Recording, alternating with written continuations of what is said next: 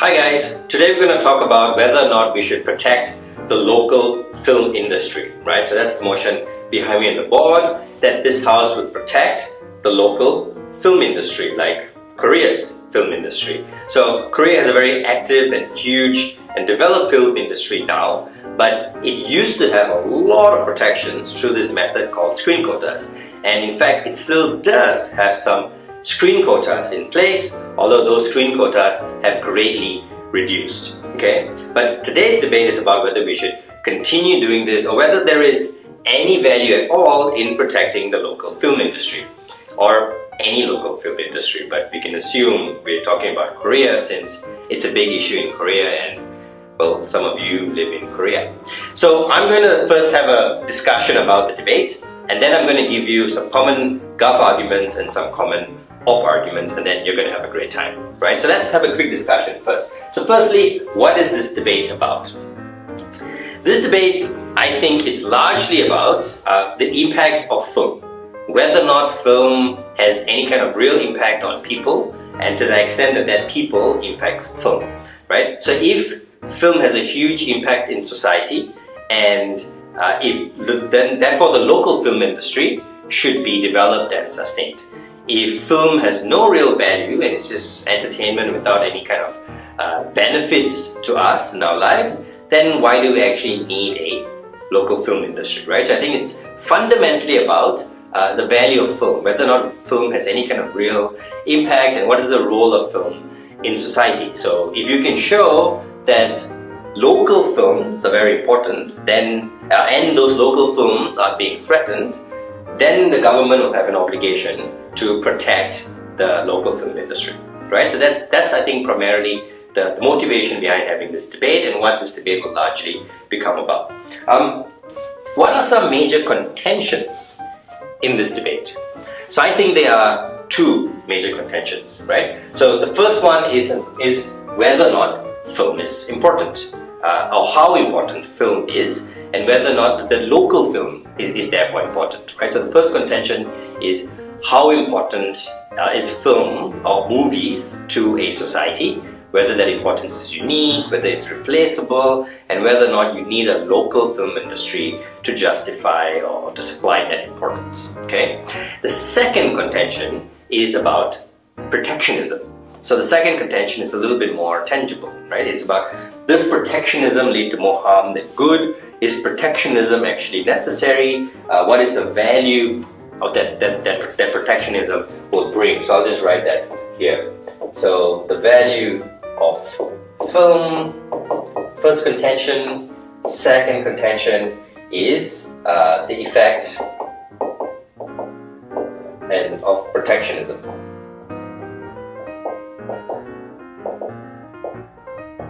Okay, which is that policy.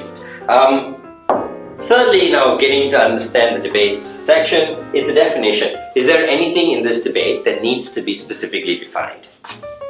What do you guys think? I think, well, this house maybe you can scope to Korea or something else, but that's not such a big deal. Local film industry might get a little bit confusing. Industry not so much, local not so much. But whether or not film includes television or just movies, I again don't think that's such a big deal. It's simpler if you just take everything, because then you don't need to show the difference between television or movies. This one might be tricky, right? Because protect is a little broad. So what exactly do you mean by protect, and how are you going to protect it? Okay, so I think it's a good idea to say protect in order to ensure that the industry doesn't disappear. Okay, so you'll need to show some kind of threat. And the exact methodology of protection can be up to you. Like in Korea, there are screen quotas, which means cinemas need to show a certain number of Korean films a year. Okay, and that's broken down to when they need to show the films, and like at what time they need to show the films, and so on and so forth. And this ensures that the film producers can get money. Right? Other forms of protection may be taxes or tariffs on foreign films, so those foreign films will cost more, or subsidies to local filmmakers, many different kinds of things, but it has to be substantial enough to give the local film industry an advantage. Okay. The last thing is whether or not any kind of model is required, and that's connected to this idea of protect. Okay, so are you going to propose screen quotas or subsidies? Those things are up to you. There are some small differences in terms of how it may affect the film industry, but you have a little bit of leeway, and that's something that you can think about. So I think that's enough in terms of understanding the debates. So let's look at what the Gov side can say and what the Op side can say.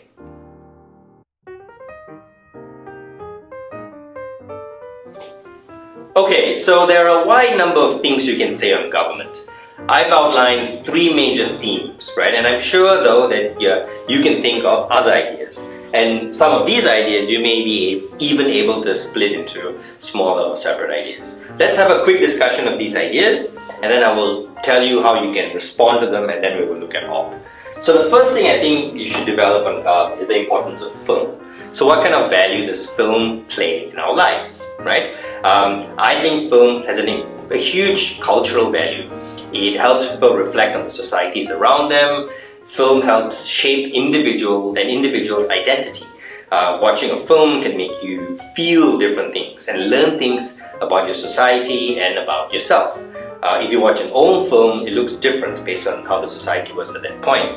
People may also watch different very powerful films and get inspired to do things, right? So a film is a representation of a society. It shows what that society is and it's all about, which helps educate the broader society. But it also influences and at the same time shapes society. It causes society to react and change. So a film about a social problem, a social issue, is a kind of awareness, and also it sets changes the mood of people. So it's not just about entertainment, although entertainment is very powerful. The type of entertainment is also important. And within that importance of film, then you can start to understand why local films are important, right? So if you don't have films that talk about local traits or local issues or comedies in a local sense, or help sustain the local language, although it's more than just about language, it's about ideas and culture and those kinds of kind of vague but funky things, but things that are inherently real, right? Things that influence and shape people's identities. Okay, so that's the first thing, to set up the importance of film. And under here you can talk about any kind of example that you use about famous films will be valid, right? But better if you can think of examples of films that end up shaping a generation, that make people dress the same way, or films that shape people's thinking and identities, right? Once you've developed the value that film has to society, then it becomes clearer to talk about this, the need to protect it. So now this is obviously something that is important, and so we need to protect this thing that is important. Seems clear enough, right? The additional thing that you can show here is the kind of current need. So what is the threat to films? Why are films under threat? And the answer is because it's difficult for smaller countries and smaller industries to cope with large, big, powerful ones. And this is a common argument you get in any kind of protectionist debate. Okay, and in the film world, that large, big, powerful industry is Hollywood, and maybe not so much in more than just the film world too. American industry and companies will tend to dominate and crush small ones, right? But Hollywood is exceptional. By far, they are by far the largest producer of films, and they can market these films exceptionally across the world. The cost of producing their films are much lower. They have all the big stars, right? So people want to watch their films. And once Hollywood enters the market, it will drown out the local competition. It's very, very difficult for small companies to compete with Hollywood.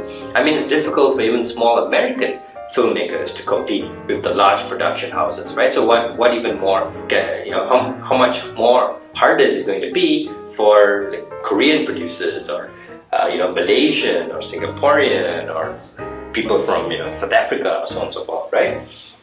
So discuss the need to protect film, which is you've already established is super important, and then show the effect of that protectionism, right? And this is where you're going to try to anticipate maybe what the other side is going to talk about, because the classic example, not example, but argument against protectionism is competition, right? That you need competition in order to get creativity and efficiency, and those things are really important for film. But when you don't have them, then what protectionism does is dull and saturates an economy, makes it complacent and fat and dependent on government, and then therefore not grow. So you need to talk about how your model of protectionism will protect the industry, but also help ensure that it still remains creative and it can grow, and why those things are important, right? So in this sense, something like screen quotas helps, because a screen quota means that that movie houses need to screen X number of films, which means that a lot of films will get guaranteed showing and promotion, which means that people will see them, right? That those films don't always need to compete against Hollywood. But in a screen quota, the more popular local films will still do better than the less popular local films, meaning there still is some kind of natural incentive there to push the local films, right? The last thing is that about a macro benefit to the film industry, and this is just kind of like a fancy way to talk about additional benefits of having a strong local film industry other than this, right? So under here you can talk about, jobs, the classic, always a good thing, jobs. But you can also talk about what's unique about films is that when they do well, you get an international reach, right? So you get this international reach, which helps the economy, one, because now it helps brand your country, right? Why is Korea famous? Well, the Hallyu, or the Korean wave, helps many people know about Korea, and that makes Korean brands more acceptable, right? It also then encourages tourism. People want to come to Korea to see Korea, to see how things are in Korea, and put money into Korea because you want to, go to Namison and do all those cool things there. It also improves a country's standing in the world when they become more famous through their films. Okay, so this is roughly the split. The films themselves are important, and therefore local films are especially important, and there is a need to protect them against the threat of Hollywood and large production houses, and that protectionism will have a positive effect. And finally, having a local film industry can be a huge international boost, right, and help countries all around the world, help this country become famous all around the world. The reaction to this is that films are not so important, and you'll see some of this when I discuss the OP case in a bit. The need to protect, I talked about briefly, right? So does protectionism help, as government team argues, or under OP, will protectionism create complacency and dependence on the government and reduce creativity? And finally, are these benefits worth the kind of investment that we're doing now? Or are these benefits even real? Like, are they really that valuable or that unique? Right? Like, I'm sure there are other ways that you can have international reach than just investing loads into a film industry. That's it for Gov. Let's look at OP.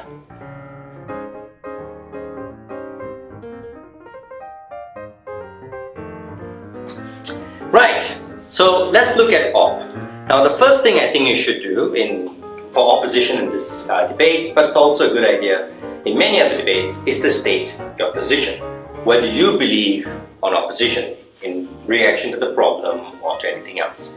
Right, so I think in this regard, a good thing to say is firstly that to devalue the actual value of film, and this is going to be a major rebuttal that you will make, but you should also just kind of state out what do you think is about the problem. Like, is it really a big problem, or is it not such a big issue, right? And then how would you react to the claims that the government team are making about culture and the value of preserving things? Now, it's hard for an opposition to say that culture doesn't matter at all, especially if they start talking about language, they start talking about tradition, right? If they talk about society and societal norms and trends, you can talk about how these things evolve and these things change. So it's bad to preserve them in the way that they are preserving them, but you need to have some kind of reaction to what about local involvement.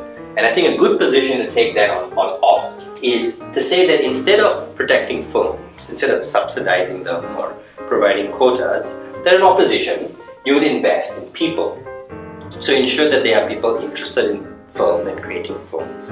Have local film studios or film people studying film, making sure that that's a real thing, which is not very controversial and governments do all the time, but still requires some investment, right? Then also you should say that while you're not going to protect films and give them any kind of advantage, it's still okay to preserve dying cultures, right? To record things before they disappear. So people will always have access to them.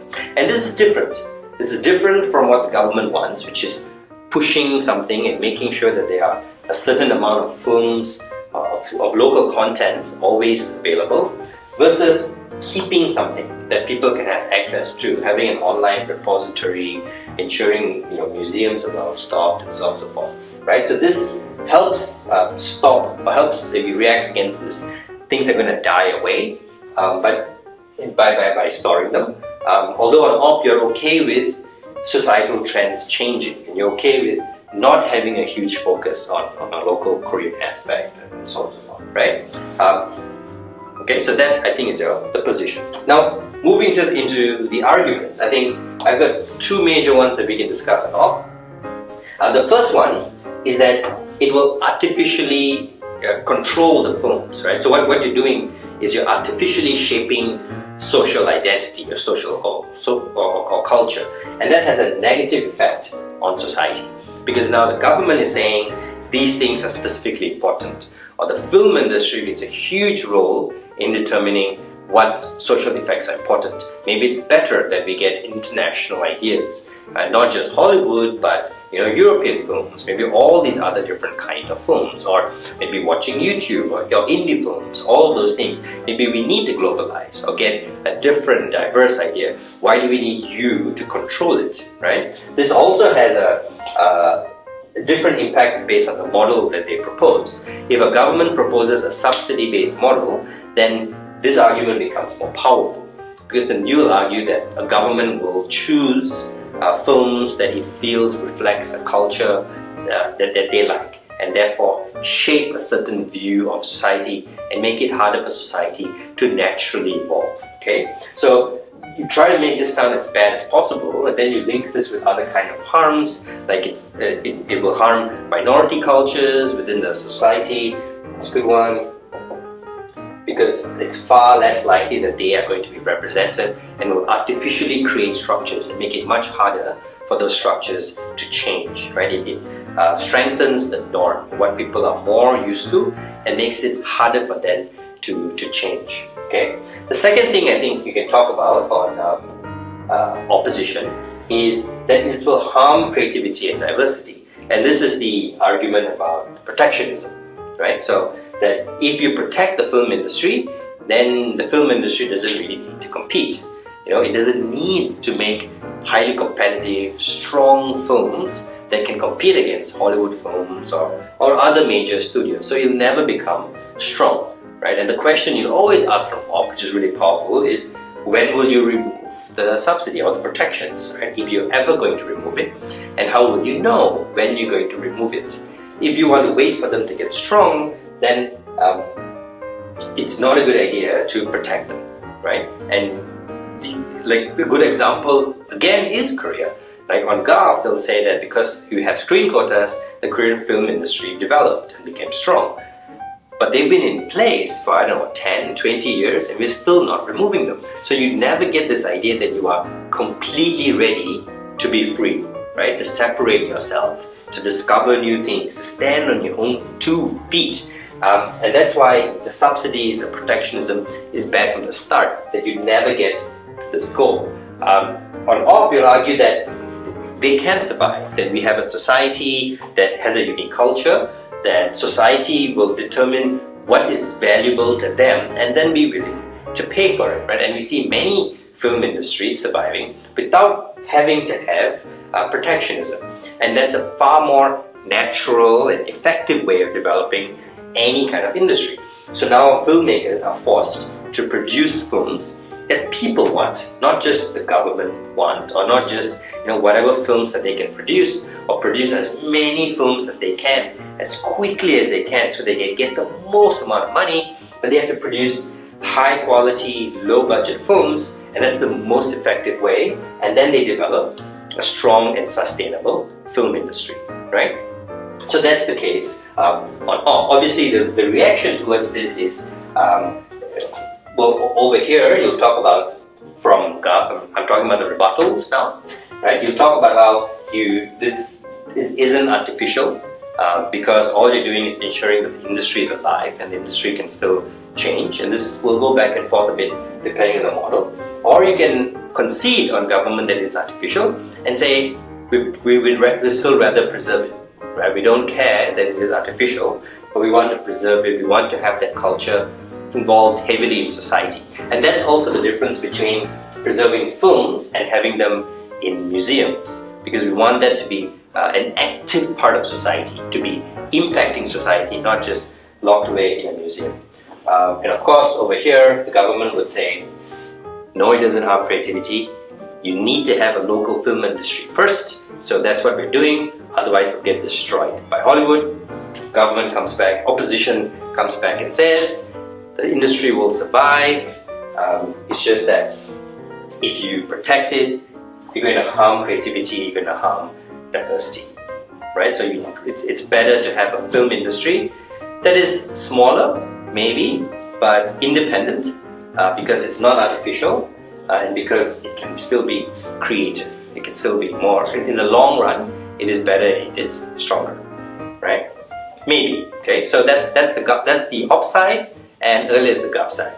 At the end of the day, it comes down to how important is film, what real value, huge value does it have in society?